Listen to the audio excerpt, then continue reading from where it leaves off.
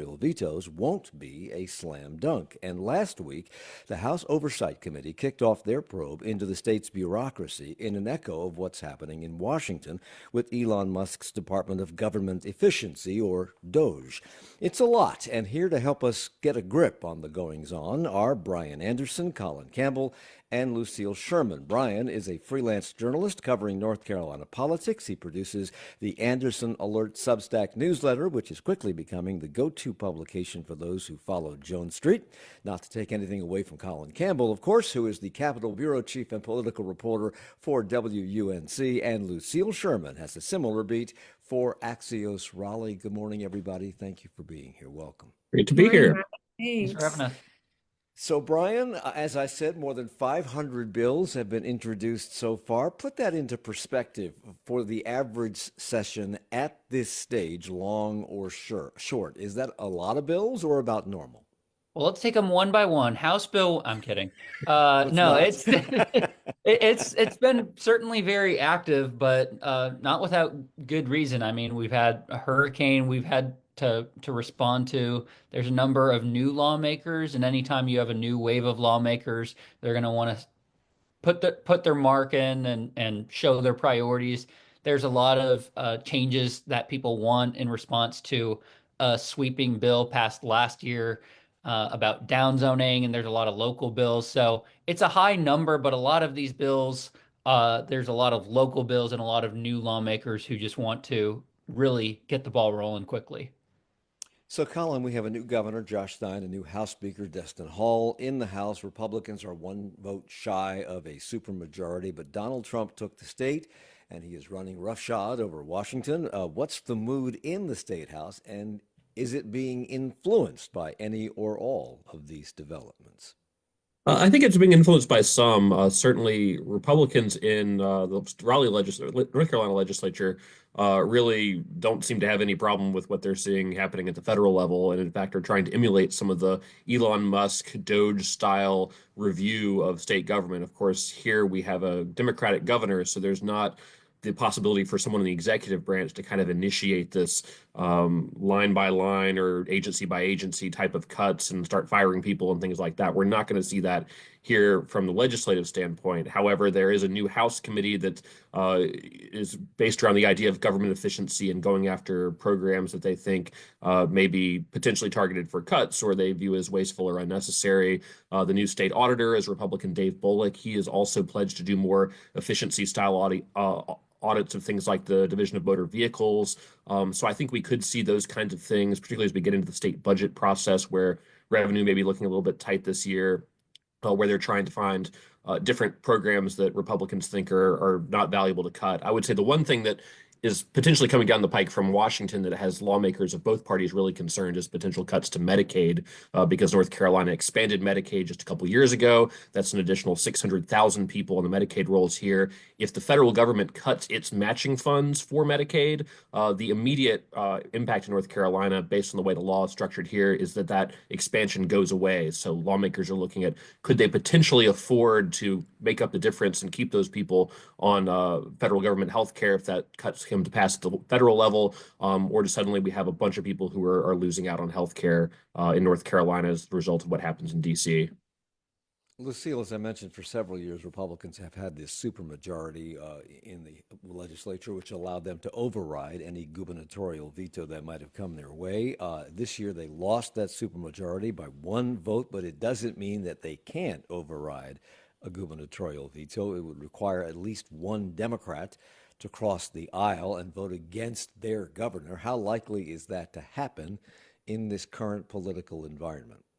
Yeah, I think what's interesting is that with a new governor, he sort of has a fresh slate compared to our past governor, Democratic Governor Roy Cooper, who definitely had a handle on Democratic members and was really able to keep them in line on a lot of issues. It sort of remained to be seen whether Stein will have that same umph, I think, with Democratic lawmakers. And there are some issues, that Democrats might want to sort of carefully approach with them having to face re-election in 2 years or less than 2 years at this point. It's coming up fast. So I think it could be interesting on issues like immigration, and other things that Democrats feel like they might need to moderate on. And Mike, one thing that should be noted is you don't just need a Democrat to cross party lines in order to override a veto. You could also have that potentially happen if two Democrats are absent. Now, House Speaker Destin Hall, he has put out a 6-month calendar. So if assuming he stuck to that, there would really be no excuses to miss a voting session at this point, which is But if two something. people needed to go to the bathroom, that could be what it takes, honestly. I Well, mean, let me ask about that because if I recall correctly, a couple of years ago they tried to pull a fast one. They took a vote when they weren't expected to take a vote, and because Democrats were missing, they were able to do what they set out to do. And the same thing could happen with a veto, correct? Overriding a veto, correct? Yeah, that was September 11th, 2019, an infamous day. The legislature, the level of trust that colleagues have had in one another has really not been the same since that time. Ultimately, it didn't really matter because that just kind of hardened the other chamber to show up the whole time. But in theory, that's something that can be done. Maybe not the best move for Speaker Hall in his first year to do that, but if something's truly important, it's an option. So, for people who are newcomers to North Carolina, and there are many, they might not know that for over a century, Democrats held the majority in the General Assembly. Republicans have only held it for 14 years. But Democrats have held the executive branch, the governor's office, for all but 4 of those years. How do you explain that, Brian? People like divided government. But also, there's been some concerns about candidate quality. The one Republican governor in that time, Pat McCrory, he dealt with House Bill 2 fallout and narrowly lost that 2016 election. Cooper has been pretty popular since then. He had Dan Forrest as an opponent. Josh Stein had Mark Robinson as an opponent. There might be some candidate quality concerns that Republicans might be reflecting on with those choices, specifically Robinson. So Democrats who have been in office for decades have been political figures. Republicans who have run for governor, as of recent history, have not been political figures for as long. So that's part of it. But the other thing with just the legislature is redistricting plays a big factor in that, and the party in power controls the maps, which ultimately decide who your voters are rather than voters choosing who their representatives are. Colin, he mentioned Pat McCrory, who was, I think, mayor of Charlotte for 14 years until he became the governor of North Carolina. He hailed from the great state of Mecklenburg, which is not a well-loved place among legislators in Raleigh. But he was a Republican, the only Republican in the last 14 years that has held that office. Does it matter whether the governor, in a weak governor state that is apparently becoming weaker through machinations at the state house, does it matter whether the government is a Democrat or a Republican? Because Pat McCrory didn't have an easy time of it. yeah, I mean, he really didn't get along with legislative leaders, even though they were from the same party when he was in the governor's mansion. I think ultimately Democrats like to have that extra power to veto things. Certainly, you have a much better bully pulpit having the governor's office in your party's favor than you do not. But certainly, I think Republican lawmakers at the legislature are somewhat happy to have a Democrat in the governor's office to be sort of a foil, particularly if they have a veto-proof majority. Then they can sort of be the power figures in state politics and not have to sort of be seen as infighting with members of their own party. But certainly, we do have one of the weakest governors' offices in the country by design, both in terms of the Constitution, but also in terms of all the measures that the legislature has taken over the last 5 or 10 years to weaken that office and give it less power. So certainly the policy making authority all comes from the legislative side and is increasingly going that way with some of the changes that have been implemented in the last couple months and are now tied up in lawsuits. Lucille, we have this weak governor by design, as Colin just mentioned, and the legislature has been working diligently to further weaken the executive branch, not just the governor, but other aspects of the executive branch. They have the power to gerrymander because, as Brian mentioned, if you control the legislature when the census comes out, you get to draw the districts, and they generally have drawn the districts with surgical precision, to quote one judge, to favor their party. So how successful have all these efforts been? Weakening the governor, drawing the districts. What has been the impact then on state government, on the law, on democracy? Yeah, I think I'd say, especially since Republicans are one seat short of their supermajority this year, it's still interesting that they've accomplished so many of their big legislative goals in the last 15 years that they've been in power. They've made major tax cuts, they've majorly overhauled sort of socially conservative policies that they wanted to implement. They've accomplished sort of the bulk of their agenda. And I think is what's interesting is like, what will they further seek to accomplish this year? And so I think that's the biggest impact, right? The biggest impact is that they've been able to sort of move the needle on conservative policies in North Carolina for the last 15 years, sort of slowly, one policy at a time. I think, Brian, it was you who mentioned the trust level having changed between Democrats and Republicans and the legislative branch and the executive branches. And they seem to attach that trust to the leader of the executive branch. The legislature, I guess maybe after 8 years of Roy Cooper, didn't trust him so much anymore. Josh Stein seems to be in this honeymoon period, which we'll talk about. At least in the view of one legislature, House Majority Leader Brendan Jones, and that came through loud and clear at the first committee hearing for a bill to pay millions of dollars more for years-old recovery projects that are still lingering. He's talking about House Bill 222, the Cooper Accountability Act, which would bring monetary relief for those impacted by both Hurricane Florence and Hurricane Matthew. Today we're presenting to you the closing out the operations of providing emergency relief bill to you. This is no surprise. We've been dealing with this for many years. I will not bore you with everything in here, but the highlights are that Governor Stein came and he asked for $217 million. He has guaranteed us that this will finish the project. We have put a lot of accountability in here because the previous administration, well, honestly, we couldn't trust them. Money's missing and we're not going through that again. So this time we're going to hold accountable. We've got plenty of safeguards in here. We're going to wrap this up. We're going to make the people of Eastern North Carolina whole again. And we're ready to move forward helping the governor wrap this up. And we feel good about him and his staff that he's put in place. And we're looking forward to working with him to help finally bring an end to this. So I have a minute left in this segment, Brian, and there's a lot to unpack there. So we'll take it piece by piece. First, why does he trust Josh Stein more than he did Roy Cooper, and how many others join him in that opinion? Well, as far as dealing with Governor Cooper, he had 8 years to deal with skirmishes, and that kind of disillusions Republicans over time. And Stein, like you said, he's in this honeymoon period. The one thing I will note, it's called the Cooper Accountability Act. Democrats in the Senate responded with a Hall Accountability Act to make redistricting records public records. So they're certainly infighting, but right now it seems to be within the legislature rather than the legislature versus the governor. So I want to come back and talk about this missing money that he alluded to, and also the fact that the Cooper Accountability Act, Cooper, is an acronym. So let's find out what it's an acronym for. When we return, we're here with Bryan Anderson from Anderson Alerts Substack, Colin Campbell from WUNC, and Lucille Sherman from Axios Raleigh. We're coming right back at Charlotte Talks on WFAE.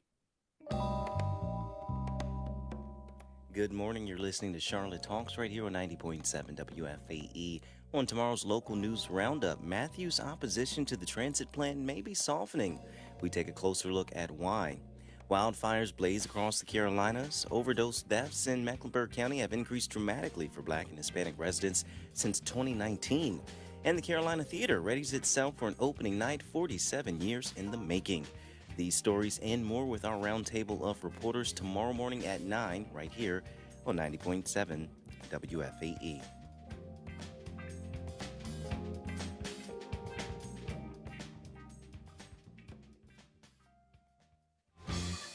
Mickey Barnes is unexpendable. His job is to explore space, endure violent deaths, and be reprinted to die again. You're Mickey 16? 17. Jerk. And the inspiration for the aliens Mickey meets?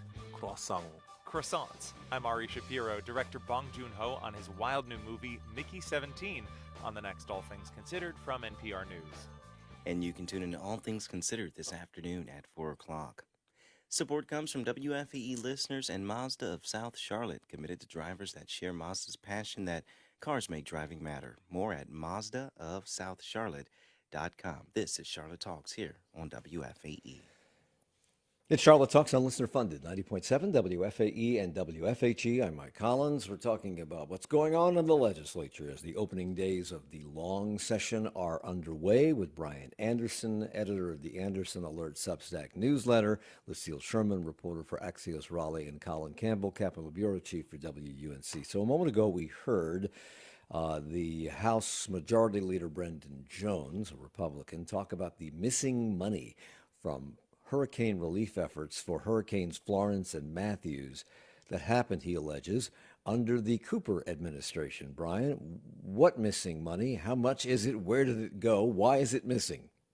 Well, it stands for the Closeout Operations Provide Emergency Relief Act, which just happens to stand coincidentally for Governor Cooper there. Someone took some time figuring that one out. Yeah, it's a mouthful. Just say Cooper for short.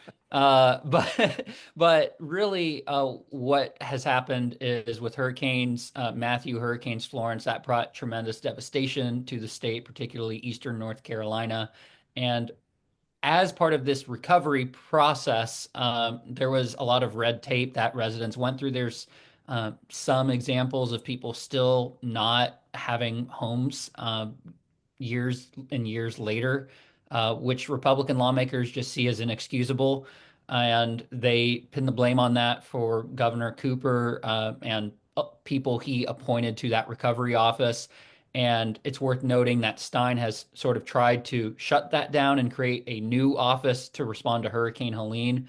And so what Stein has basically said is, hey, let's turn the page on those past two hurricanes. We need this $217 million to close those projects out. Republicans have been skeptical because in the past, costs have gone up.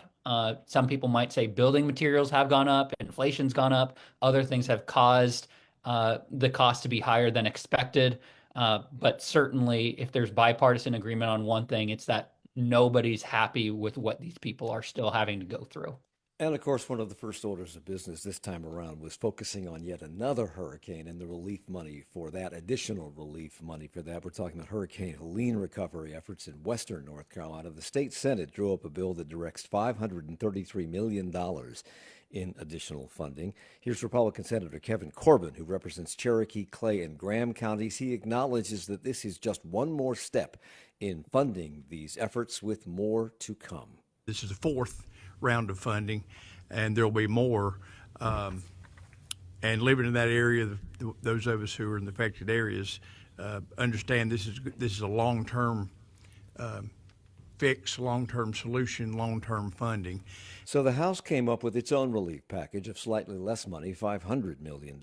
It passed unanimously in that chamber, but both bills are about half of what Governor Stein has proposed. Last month, he called for an additional $1.07 billion, doubling the money that has already been made available. And the people of western North Carolina have been crying out for these funds, Lucille, because all during the break they needed that money, and they didn't come back into session to make it happen, and they waited a while to start on this. So where is all this, Lucille, in the process?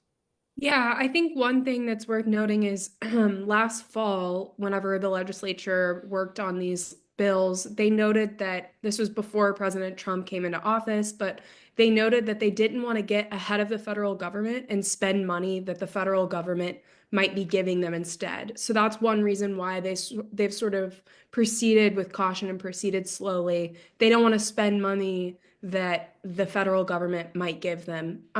So I think that's one consideration. And then the other thing that's complicating this is that we're not really sure what the future of FEMA is. We're not really sure what the future of a lot of federal funding is. There's a lot of it in question. It's been slow to sort of reach Western North Carolina, as has state money. So I think there's just a lot up in the air that's made it a frustrating process, especially for people on the ground. But Republicans in the legislature argue they're moving as quickly as they can. So, Colin, both the House and Senate versions of this funding bill have earmarked various aspects of this money for certain projects. If nothing much changes, how is this money scheduled to be used? Yeah, so a lot of it, I think, one of the biggest line items in both the House and Senate bill is to start the housing reconstruction process. A lot of that will ultimately be federally funded, or at least we think it's going to ultimately be federally funded. But as we were discussing before with the program that was put in place after Hurricanes Florence and Matthew, the federal funding is really, really slow to come down the pipeline on housing. So this isn't a goal, has a goal of getting that started now and possibly getting reimbursed later so that people aren't waiting years and years to get their homes rebuilt. There's also money in both of these bills for debris cleanup, which is a big worry. A lot of the downed trees and things like that are potentially fuel for wildfires as we get into the warmer months. So that's a big issue. There's money in there for local fire departments that have seen impacts. There's a variety of other things that popped in there. One thing I'm watching to see whether it ends up in the final, the Senate and the governor have called for money for summer schooling programs to help with some of the learning loss. A lot of these schools were out and closed for a really long time. And so that's in the Senate version, and the governor's proposal was not in the House version. There's also money in the House bill for rental assistance payments for people who are at risk of being evicted from their homes related to the storm. That is not in the Senate version. And then the governor and Democrats have been calling for assistance to small businesses. And that has not been put in any of the bills so far, but there is some crop loss funding for farmers in both the House and Senate measures. So all of those are sort of moving parts as we go into next week when they're likely to make some final negotiations on this bill and potentially get it passed. Bryan, some have warned that the state government is going to fall off a fiscal cliff because of the shortage of revenues, et cetera. And given what we know about the state's budget and the politics involved in these hurricane relief efforts, we have these two different bills at two different amounts, and the governor has his own wish list at a substantially higher amount. What do you think the actual amount they appropriate will be? And if it does not approach what the governor is suggesting, is he likely to veto it, or would that be bad politics at the moment, given the need? Yeah, I mean, if he vetoes this bill, he's going to have some tough battles for re-election in 4 years. So it doesn't seem like it would be wise politics to veto this. Democrats have universally supported this, and I think a lot of people would take the logic that half of what we want is better than none of what we want. So it's probably going to pass. It's going to become law. As for what might the final amount be, 500, 530, something in between, or around that is sort of the ballpark of what we're looking at, 500 mil or 530 mil. The one thing I think it's a little weedsy, but it's important to note is last year there was Senate Bill 382 in the lame duck legislature passed in December, and that was a 132-page sweeping bill. That provided 225 or so million for Helene recovery, but that was money transferred from one fund to another. It didn't actually go out the door to people. This bill has money going out the door to people. So this is actual dollars going to Western North Carolina. And essentially what it's doing is it's having anywhere from 275 mil to 300 mil in addition to what was appropriated last year. So if you really want to be technical, this is really a $300 million new funding bill and spending money that was already appropriated. Colin, I suppose there's an urgency to all of this. This money is needed by folks in Western North Carolina. Are they moving at a snail's pace here? Are they moving at the average pace that it takes to get bills through? Because it has to go to the governor. It has to come back. There has to be reconciliation between the House and Senate, et cetera. Is this moving at a normal pace, or is it accelerated? We just don't see it.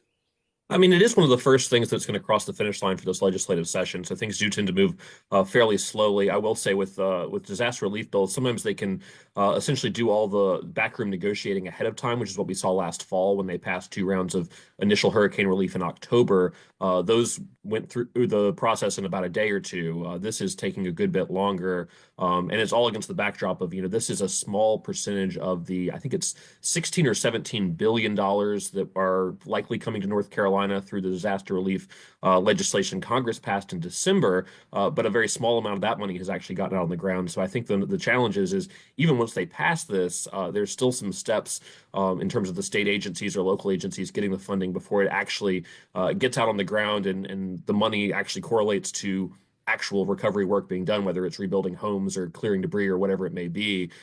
This is a very long process, and certainly when you talk to people in this part of the state, there's a lot of frustrations that the government response has been incredibly slow, because we're a good distance out from the storm, and a lot of stuff still needs to happen before they're anywhere close to where they were before Helene hit.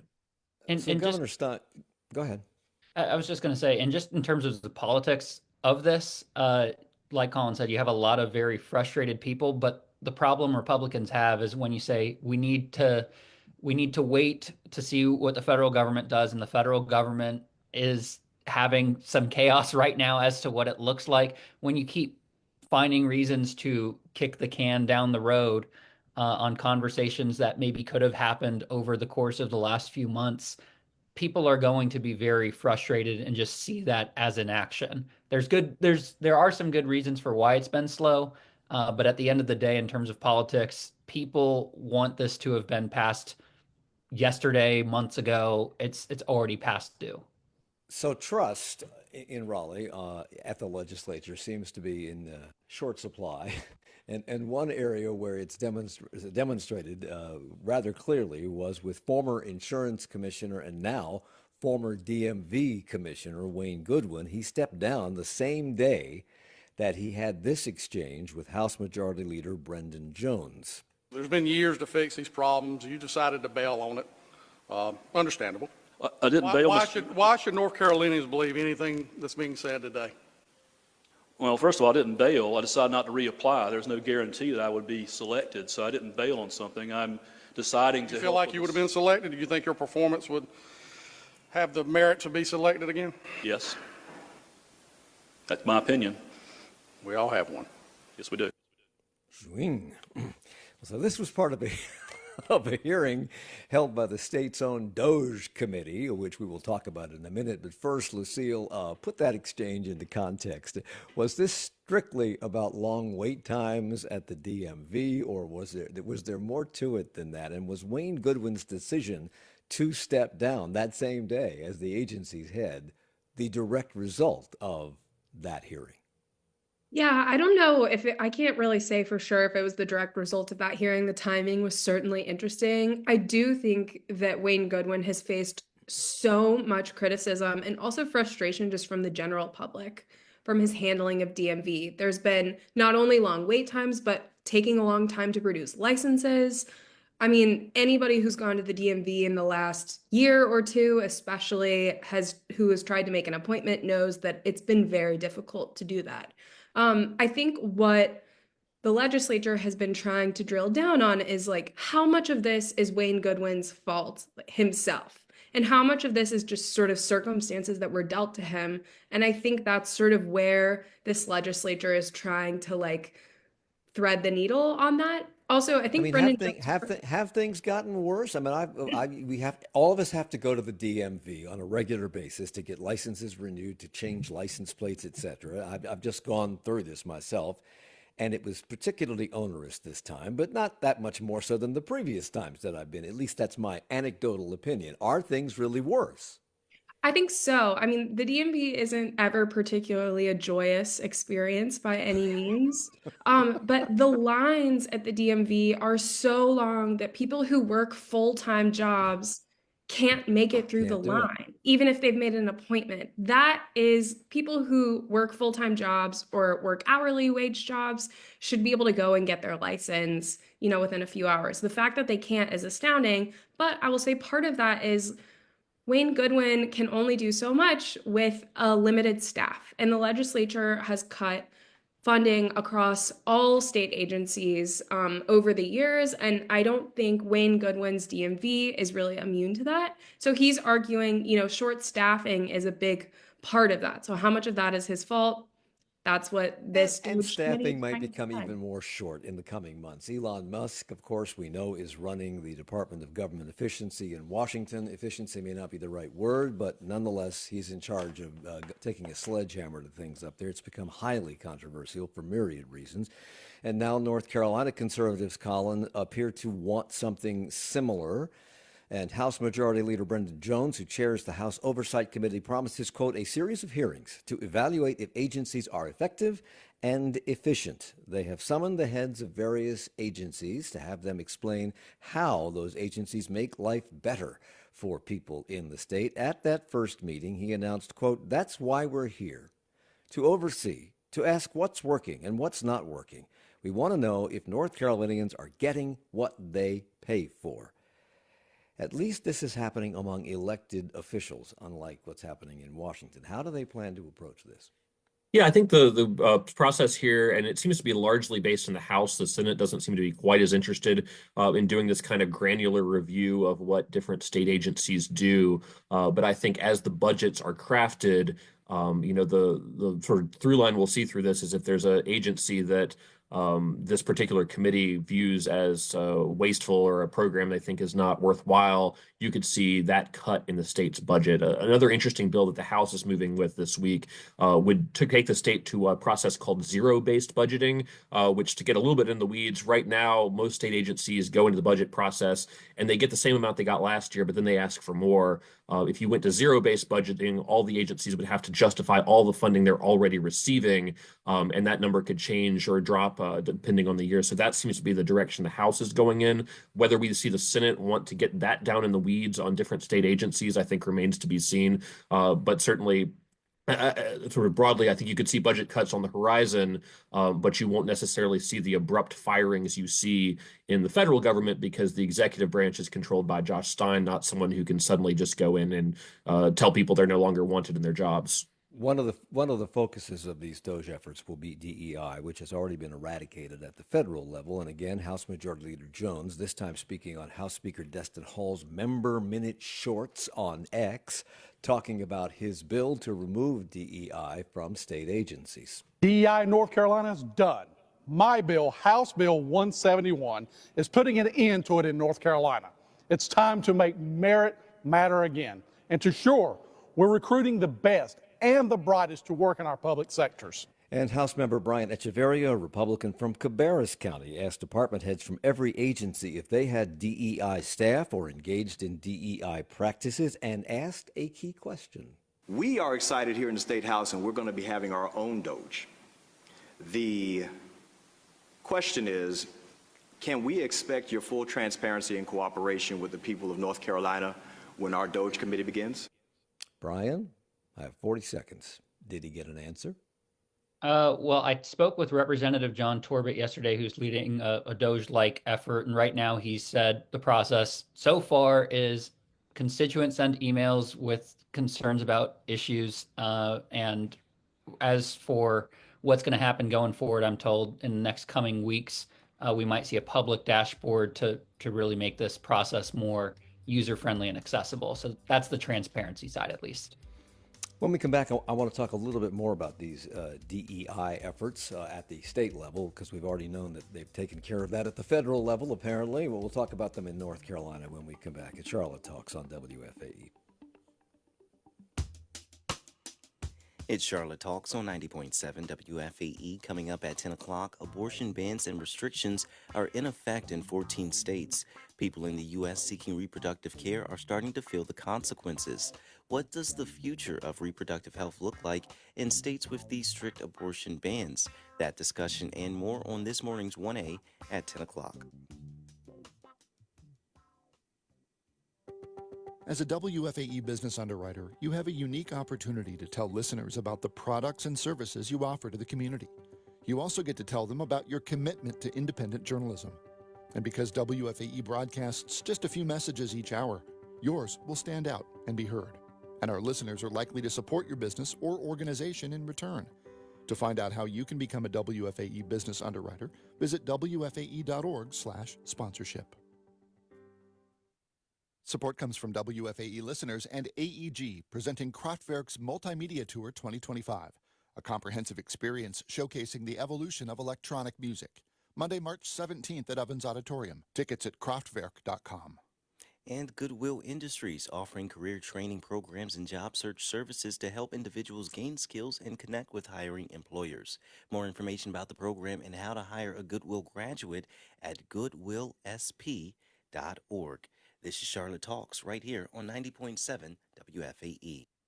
Charlotte Talks on WFAE and WFHE. I'm Mike Collins. Bryan Anderson's with us. He's the founder and editor of the Anderson Alerts Substack Newsletter. Colin Campbell is Capitol Bureau Chief at WUNC in Durham and Chapel Hill. And Lucille Sherman is reporter for Axios Raleigh. House Bill 171 would prohibit all state agencies from implementing or supporting DEI programs, policies, or initiatives, and includes criminal penalties for those who knowingly violate the ban, and it also calls for the impeachment of elected officials for failing to comply with the ban.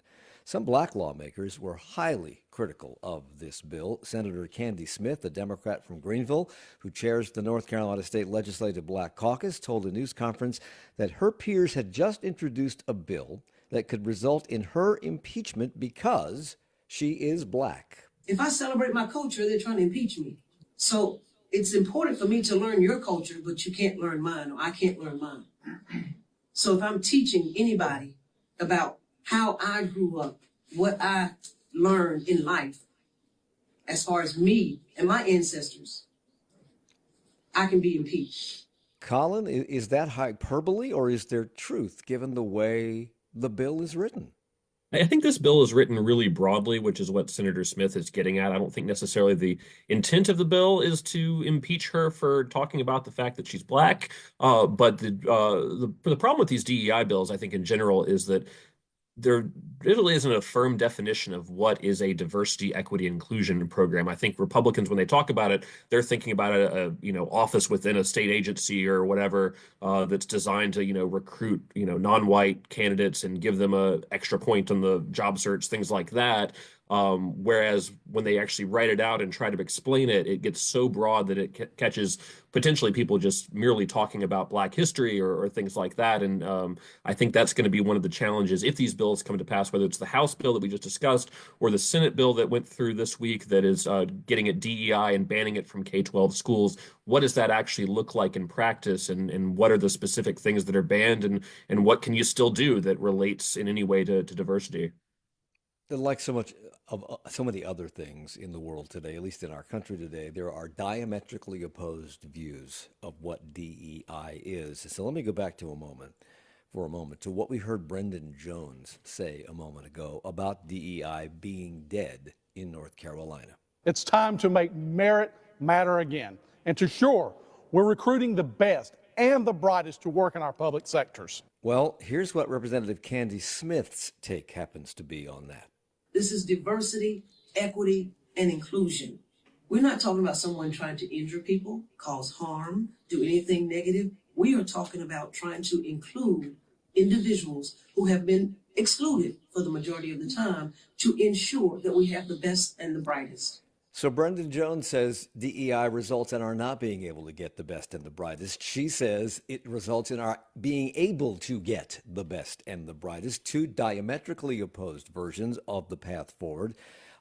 If you polled, Bryan, every Republican and every Democrat in the General Assembly, would we have the same split? I think we'd have a very, very similar split with maybe a couple moderate Democrats open to the bill. What I will say is that the reality probably lies somewhere in the middle where, in some hiring situations, maybe DEI is a factor that results in not the most qualified person getting the job. And in other cases, if you reach out to people who might not have been reached out to, that can land you a really, really good person who is the best and brightest for the job and happen to get it when they might not have otherwise applied. So, I mean, everything is so case by case, but the reality is, if you're looking at hiring in for education, for state agencies, there's a lot of turnover. There's a lot of people who don't want these jobs to begin with. There's a lot of trouble with staffing already. And the easiest, the most simplistic concern I have heard is that if you really care about education, why don't you pay teachers $50,000 a year? So there are things you can do to make this more inclusive for everybody, if that's your concern. So in D.C., the DOGE effort is they want to get rid of, they want to follow Grover Norquist's prescription for government to make it so small that you can drown it in a bathtub. And if they're successful, they will lay off tens of thousands, perhaps hundreds of thousands of federal workers, and not just in D.C., but all over the country, including North Carolina. And now, Lucille, we have this DOGE effort beginning in North Carolina. If our state engages in something similar and does something similar, has anyone discussed how that might impact these two things together? Unemployment levels, or whether the private sector could actually absorb all of these people? Yeah, I think what's interesting is this DOGE effort in the state legislature. They've talked about privatizing, for example, the DMV. So certain agencies could become privatized as a result of that. I don't know if we'll see sort of the sheer scope of layoffs that might hit the federal government in North Carolina. But as I said earlier, so many of these state agencies are already understaffed and pay their workers wages that aren't appealing to a broad variety of people who want to work in state government. And so, depending on how these efforts play out, this might not make that situation any better. Meanwhile, our state has among the stingiest unemployment benefits in the nation. I think it's a maximum of $350 a week. Democrats have been pushing to increase that, and now Republicans appear to be getting on board with that. House Bill 48 would raise the maximum benefit by $100 to $450 a week, or about $1,800 a month. I would challenge you to try to live on that. But why the turnaround, Lucille? Why are Republicans getting on board? Yeah, I mean, I think just as you said, it's one of the lowest in the nation. I think they're seeing that there's really no way, especially amidst rising inflation prices. A dozen eggs is like an average of $8 a dozen nationally. So this is something that I think they have pushed aside for a long, long, long time. And I think they might just be reckoning with the idea that they can't keep sort of pushing this issue to the side. They might need to bring this issue to the forefront if they want to have a successful time getting reelected. And people So, on Bryan, unemployment right now are getting a higher benefit. They're getting $600 a week since Helene hit because the state had to increase it in response to that situation, but it increased statewide, even in counties that weren't hit by the storm. And that's going to expire, I think, sometime this month, and it will go back down to the 350. So this would just take it back up to 450, and Democrats are arguing that 600 is a much more reasonable number, but I don't think that's what Republicans will ultimately go for. And So, Bryan, we if it faced kept this. up with if it just kept up with inflation from when it passed at 350, it would be like 476 today. So, if we're facing this fiscal cliff, and some say we're not, but if we are, and we start laying off people in state government, and the federal government lays off people who are employed in North Carolina, and we raise unemployment benefits, Bryan, can we afford all this? This sounds like a perfect storm to me. Republicans have said these types of doom and gloom predictions have been made before, but what's different this time is by the end of the decade, we have a phasing out of the corporate income tax to 0%. That hadn't happened in the 2010s. We have lower income tax rates over time if certain income thresholds are hit in statewide revenue targets. So there is some protection, but there are some automatic triggers currently in place that could harm the state's fiscal situation. But to the DOGE point earlier, if you're looking for waste and fraud or abuse or government picking winners and losers in hiring practices, the two main complaints I have heard have been with the e-court system and how automating and digitizing these court records have really led to high cost overruns. That's something that could be looked into.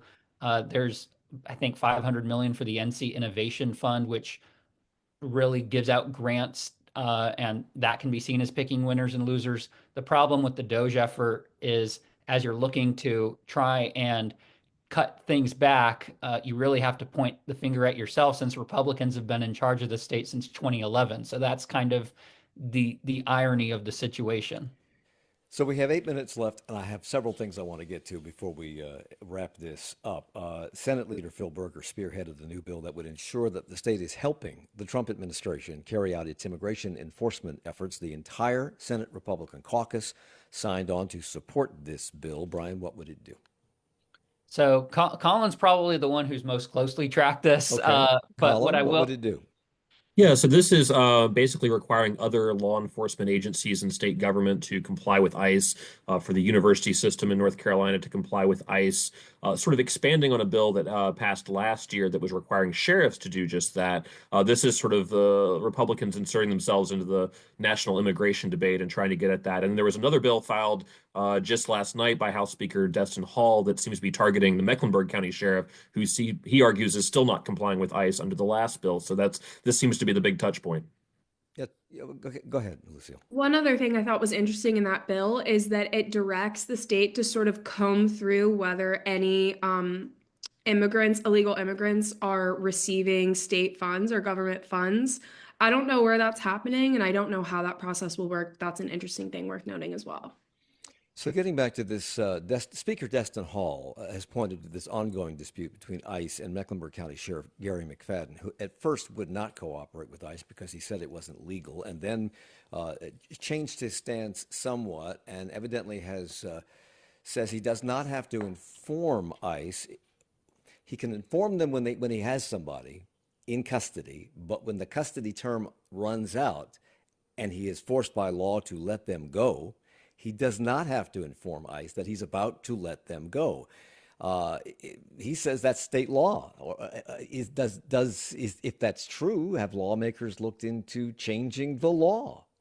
That seems to be what this is getting at. I think I haven't looked in the down and dirty details of exactly how this is being interpreted, particularly in Mecklenburg County. But I think that seems to be, to the extent that there's any sort of loophole that Sheriff McFadden is using as he assesses his relationship with ICE, this Destin Hall bill that came out this week seems to be designed to close that and make it clear that he has to do exactly what lawmakers are intending for him to do on that front. And Lucille, before we move on to another topic, House Republicans filed a bill on Monday to increase criminal sentences for undocumented people convicted of felonies within the state. What does that bill suggest?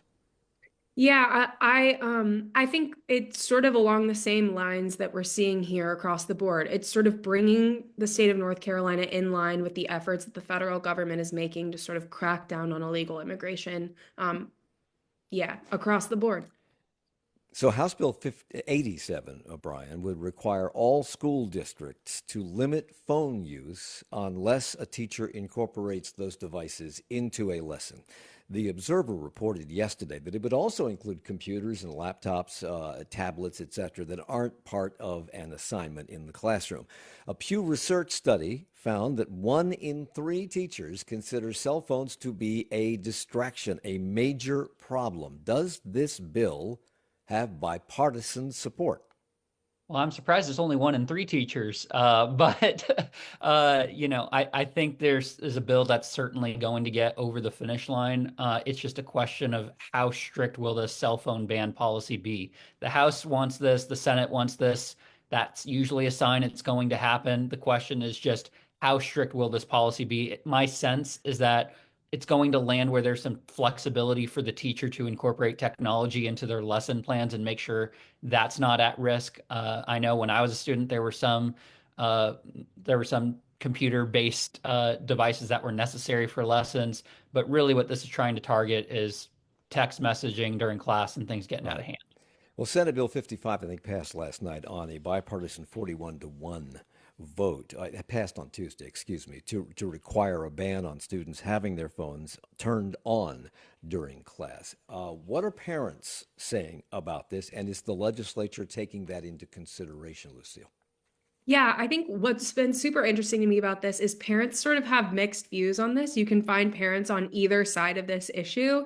That's making some state lawmakers nervous about making their constituents happy. But I do think we're seeing a lot of parents who understand that this is a problem, but teachers are the ones in the classrooms experiencing this. So I feel like they're sort of the biggest activists on this issue. But yeah. So Donald Trump has his own cryptocurrency. Melania Trump has her own cryptocurrency. Donald Trump has suggested the federal government should put some of its funds into crypto, and now a bill sponsored by House Speaker Destin Hall, the Digital Assets Investments Act, would push the state in that same direction. He says cryptocurrency investments, quote, have the potential to generate positive yields for our state investment fund. But economists And monetary experts say that crypto is not an investment. It's like going to Vegas. You might make a lot of money, you might lose a lot of money, and they want to put about 10% of this money in this latest iteration of bills, 10% of it into electronically traded funds based on cryptocurrency and put it into the retirement fund. What's at risk here, Colin? I think that's a big concern. That's why we saw the State Employees Association of North Carolina come out strongly against this bill. The argument for it is, well, maybe this could increase the returns in the state employee pension plan, something that they need to do one way or the other. But there's a concern that the volatility of cryptocurrency, even in this sort of limited, give the state treasurer a full discrepancy on how much money they actually put into this and do it sort of through a mutual fund format rather than direct investment in Bitcoin. There's a big worry that could put pension investments at risk if it's not handled, carefully. Would they be better off just putting that money in state education lottery tickets? I think that's one argument you'll hear from opponents of this bill, that just this level of risk is a little too close to gambling. So all three, very quickly, I have less than a minute. Anything you're covering, anything you know about coming down the pike that we should be watching carefully? Quickly, Bryan. There's a bill on non-compete agreements for employees who make less than $75,000 a year. It would ban that. That's something to watch because, ironically or surprisingly, Destin Hall seems to be supporting that. Lucille. CBD, THC, that kind of stuff. I think it's definitely worth watching how the state legislature regulates medical marijuana and hemp largely. Colin. And to that end, I think healthcare affordability in the state with high healthcare costs will be a big theme going forward. There's some more bills coming down the pipeline on that front. And we need to watch what happens with Medicaid should the federal government make changes, because we're hanging by a thread here on that. Bryan Anderson from Anderson Alerts Substack Newsletter, Colin Campbell from WUNC, and Lucille Sherman, reporter for Axios Raleigh. Thank you all for the hour. Thanks, Mike. Talks is a production of 90.7 WFAE. Support for